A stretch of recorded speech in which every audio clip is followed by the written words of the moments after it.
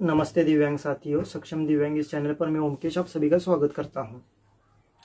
आज का विषय है कि अभी ये लगभग 2 से 3 हजार लोगों ने लोकसभा के चुनाव में अपना पैर रखा है। उन्होंने आवेदन किया है कि मैं भी लड़ना चाहता हूं। 2 से 2,500 लोगों ने तो लगभग किया ही है। वो पार्टियों की तरफ से हो या अपक्ष हो, खुद की पार्टी बनाकर हो। तो इन्होंने कैंडिडेट अपना आवेदन उधर दिया है, और उस आवेदन देते समय उन्होंने अपनी प्रॉपर्टी उनके पास पैसे है या जो उनके पास फैक्ट्रियाँ है वो, या उनके पास जंगल जो भी है उसका जो भी है, जो भी लिखा हुआ है वो उधर दिया है। और उससे एक तो चीज़ क्लियर हो गई कि एक भी कैंडिडेट गरीब नहीं है। हर एक का कुछ ना कुछ तो है ही, और उसमें उन्होंने क्या वो भी किया। और दूसरी चीज की कि हम अगर चुनाव जीतेंगे तो हम ये चीजों में अपना सोच रखेंगे, हम ये चीज करने में पहले प्रावधान देंगे। ऐसे उन्होंने बोला है कि युवकों को जॉब देंगे, या महिलाओं को सक्षमीकरण करने का महिलाओं को सक्षम बनाएंगे, या गरीबों को अच्छी सुविधा देंगे। ऐसे बहुत सारे योजनाओं का ये किया है, घोषणा की है उन्होंने। लेकिन इन्होंने दिव्यांगों को कुछ नहीं किया। लेकिन दिव्यांगों को तो उनको करना पड़ेगा आने वाले 5 सालों में, उसमें कोई दो राय नहीं है। लेकिन मैं एक बात कहना चाहूंगा हर एक कैंडिडेट को, जिन्होंने चुनाव में आवेदन दिया है उन सबको, अगर आप जीत कर आते हो तो अभिनंदन है, और अगर आप आते भी नहीं हो तभी भी आपको एक काम करना है। मैं एक विनती करूंगा कि आप ये काम करना चाहिए, क्योंकि आप सभी के पीछे 1, 2, 4, 10 दिव्यांग तो आपके पीछे खड़े हैं। आपके प्रचार में हो या आपके साथ, आपकी सोच उनको अच्छी लगती है इसलिए आपके पीछे है वो। इसके कारण आपको उस दिव्यांग को कुछ ना कुछ तो देना बनता है, क्योंकि आपको दिव्यांग उनका टाइम दे रहे हैं।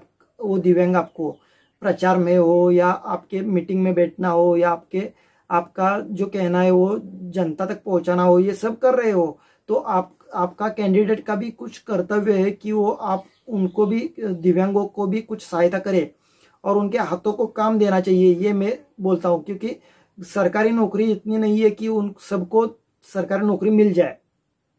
तो इसमें मैं एक सुझाव दूंगा कि आपके पास जो फैक्ट्रियाँ है या जो संस्था है, जो डेयरी हो या अन्य संस्था, शुगर मिल हो या कौन से भी फैक्ट्रीज हो या बैंक हो, ऐसे बहुत सारे जगह पर आपकी चलती है वहाँ।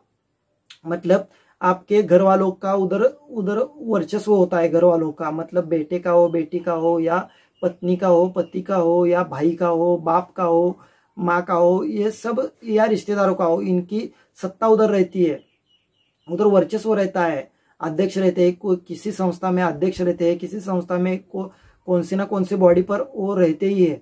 तो उधर आप अगर दिव्यांग व्यक्ति आपके साथ जो है, उन 2, 4, 10 लोगों को आप अगर जॉब देने में कामयाब हो जाए, आपके खुद के संस्था में या फैक्ट्री में, जिधर वो कैपेबल है, जिधर वो काम कर सकता है, उधर आप अगर उसको नौकरी दे दे, या उधर उसको आप काम देंगे, हाथों को काम देंगे, तो उसकी फैमिली की चिंता दूर हो जाएगी। उसकी फैमिली में पैसे आने शुरू हो जाएंगे और उसकी चिंता मिट जाएगी कि मेरा बेटा क्या कर रहा है, तो मेरा बेटा एक अच्छे इंसान के हाथों के नीचे काम कर रहा है। ये एक मन को शांति उसके फैमिली को रहेगी, और उस कैंडिडेट को भी एक कुछ तो आधार मिल जाएगा कि हाँ, मैं इसके पीछे भाग रहा हूँ, मैं इसके लिए काम कर रहा हूँ, तो ये भी मेरे लिए कुछ तो कर रहा है, ये इंसान मेरे लिए भी कुछ तो सोचता है। ये सोच अच्छी लगेगी उसे, और उसके हाथ को काम तो मिल जाएगा, लेकिन उसका पेट भरने में और उसकी घर के हालात सुधारने में भी मदद हो जाएगी। ये आप सोच रख के आप एक 10-20 लोगों को काम देना शुरू कर दो। आपके फैक्ट्री में हो,